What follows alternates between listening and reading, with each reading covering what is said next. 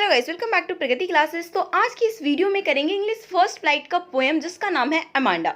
बहुत ही interesting poem है जिसके अंदर एक छोटी सी लड़की है जो उसमें कि उसकी माँ उसको इतने सारे इंस्ट्रक्शन देती है। कभी कहती है चॉकलेट मत खाओ, कभी कहती है अपने नेल्स को मत चबाओ, तो कभी कहती है जूते वहाँ पर रखो, ये करो वो करो। मतलब हर टाइम इंस्ट्रक्शन देती है जिससे वो बच्ची काफ़ी परेशान है और वो अपनी वर्चुअल दुनिया में चली जाती है। तो इस पोएम के थ्रू जो है पोइट ये दिखाना चाहते हैं कि किस तरीके से बच्चे की अपब्रिंगिंग होनी चाहिए। ओके, तो शॉर्टली तो हमने बात कर लिया, बाकी सब कुछ आपको समझ में आएगा पोएम के सारे क्वेश्चन करके।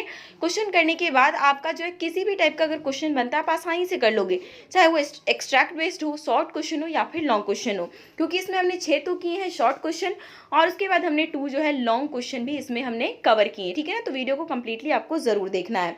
स्टार्ट कर लेते हैं क्वेश्चन नंबर 1 से, जिसमें क्वेश्चन हमसे पूछा हुआ है कि अमांडा कौन थी। What idea do you form from her through the poem. Poem पढ़ने के बाद आपको उसके बारे में क्या आइडिया लगता है। ठीक है ना, answer is Amanda was a little school going girl.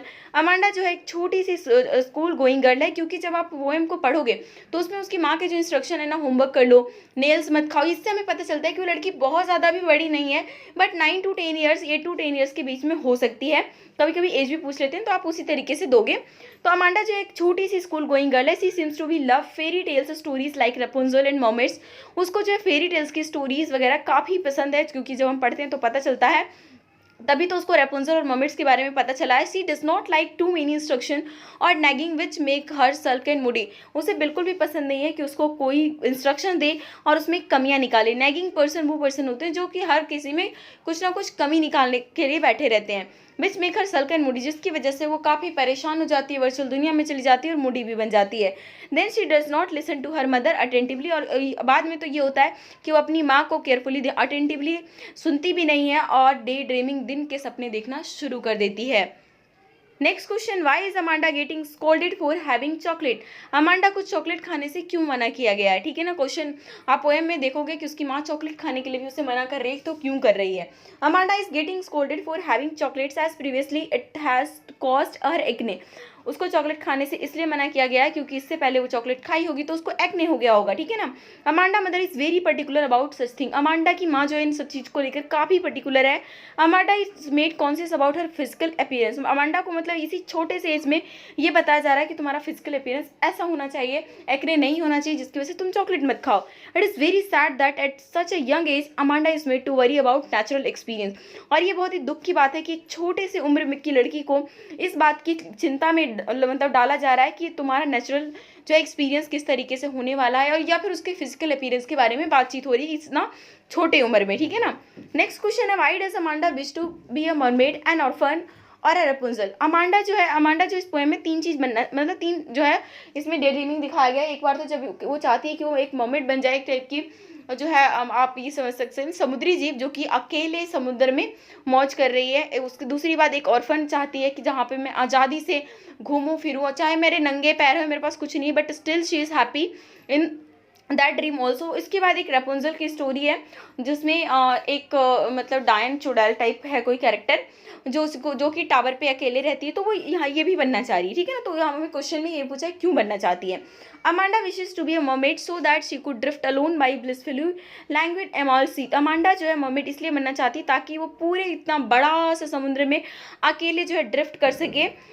C yearns to be an orphan so that she is able to roam the sea and make pattern using her bare feet. वो orphan भी बनना चाहती है, मतलब कि वो चाहती है कि चाहे मैं अनाथ बन जाऊँ ताकि मैं जो है कहीं पे भी घूम फिर सकूं और अपने नंगे पैर से पैटर्न बना सकूं। Being Rapunzel means she could live carefully on a high tower. Rapunzel इसलिए बनना चाहती है क्योंकि रेपुंजल वहाँ की फेमस स्टोरी है जिस कंट्री से वो बिलोंग करती है, जो कि हाई टावर पे अकेली रहती है। Amanda wishes to be this so that she could avoid her suffocating reality.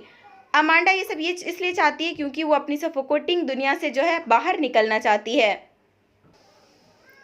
So next question है, do you consider Amanda's mother to be a nagging mother. क्या आपको लगता है कि अमांडा की मदर सच में एक नैगिंग मदर थी। मतलब कि नैगिंग बोले तो आप ये समझ सकते हैं कि जैसा कि मैंने आपको पहले ही बताया कि एक ऐसा पर्सन जो हमेशा दूसरों में कमी निकालता है, उसको नैगिंग बोलते हैं। तो पोएम देखकर हमें साफ साफ पता चलता है कि अमांडा की माँ जो है वो वास्तव में एक नैगिंग मदर है। She is all about instructions and finding faults.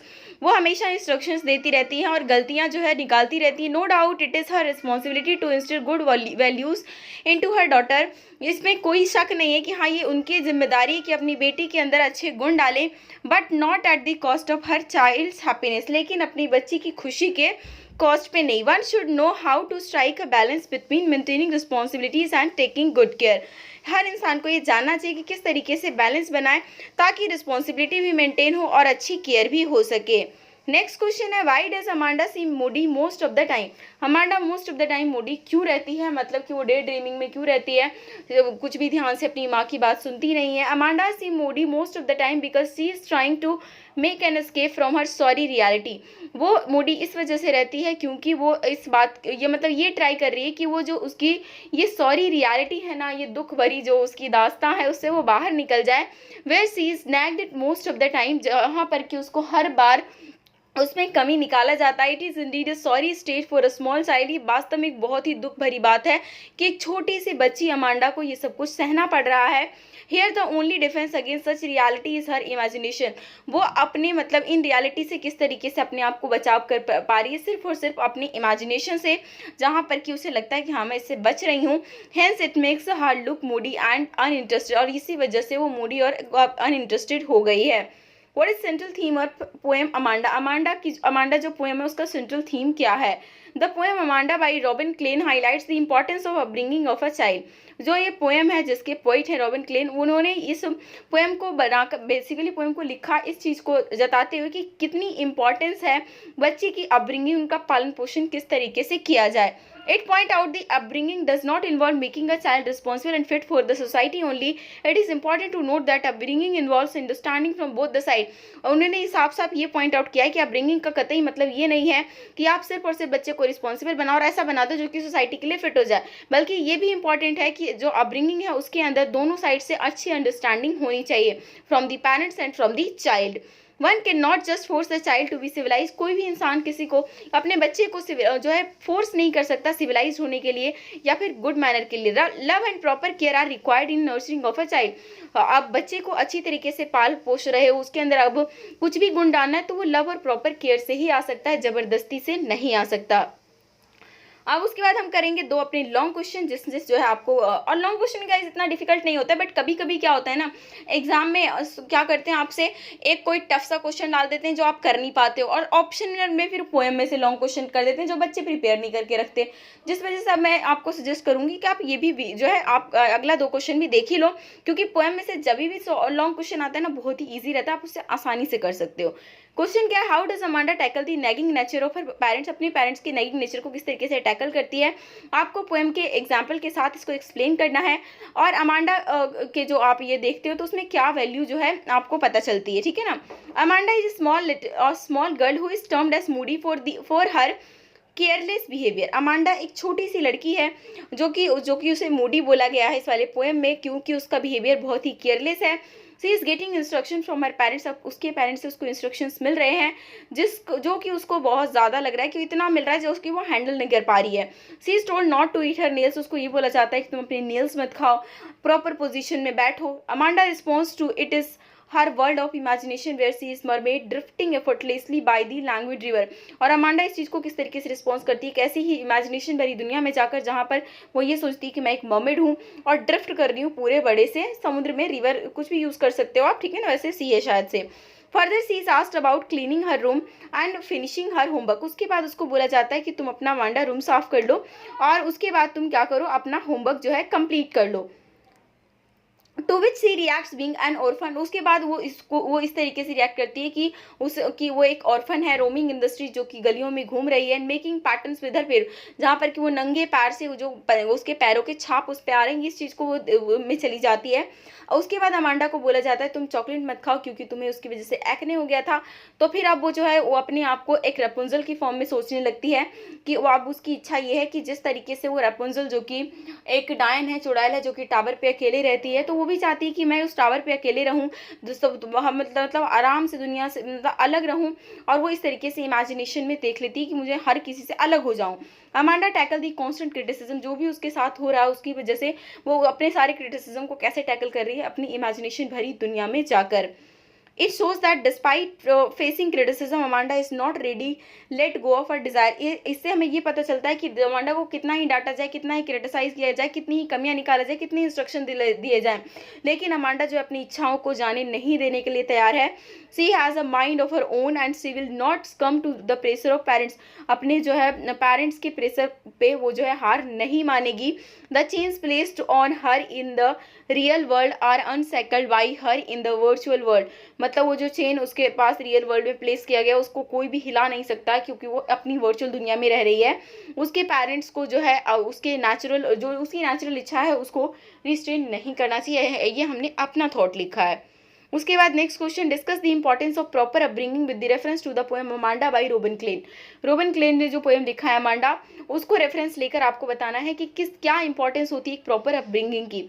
Upbringing plays an important role in personality development of an adult. किसी भी इंसान की अपब्रिंगिंग जो है बहुत ही इंपॉर्टेंट रोल प्ले करती है कि उसका पर्सनालिटी डेवलपमेंट किस तरीके से हो रहा है। जब भी हम किसी की तारीफ करते हैं या फिर किसी को क्रिटिसाइज करते हैं, हम हमेशा उसकी अपब्रिंगिंग पे बात ले आते हैं कि इसके माँ बाप ने कैसा संस्कार दिया है, और ये सारे वर्ड जो हम उसके लिए यूज करते हैं। डेफिनेटली बात किस पे आती है, अपब्रिंगिंग पे आती है। Robin Klein poem Amanda highlight the tension in the proper upbringing. Robin Klein ने जो पोएम लिखी है अमांडा, ये इसी बात को लेकर हाईलाइट करती है कि किस तरीके से प्रॉपर अपब्रिंगिंग को लेकर जो है पूरा का पूरा टेंशन हुआ पड़ा है। To instil good values and moral principle in a growing child comes a foremost duty of a parent. मतलब अपने बच्चे के अंदर अच्छे वैल्यूज डालना, मोरल प्रिंसिपल बताना, ये सभी पेरेंट्स की पहली ड्यूटी है। However, the poem Amanda shows how a child feels trapped within cluster of instruction। लेकिन इस वाले पोएम में ये पता चलता है कि अमांडा को किस तरीके से ट्रैप कर लिया गया है सारे इंस्ट्रक्शंस के अंदर, जहाँ पर कि उसको इंस्ट्रक्शंस पे इंस्ट्रक्शंस मिले जा रहे हैं।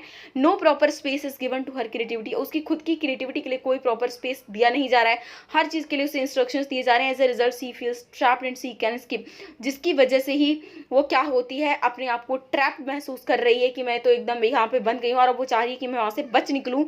हर imagination proves to be escape and also her defence against her nagging parent. उसकी इमेजिनेशन से ये बात प्रूव होती है कि वो बिल्कुल वहाँ से बच कर निकल कर भागना चाहती है, और जो है और इस चीज़ को मतलब उसने अपने नैगिंग पेरेंट्स जो इसमें जो कमियां निकाल रहे हैं।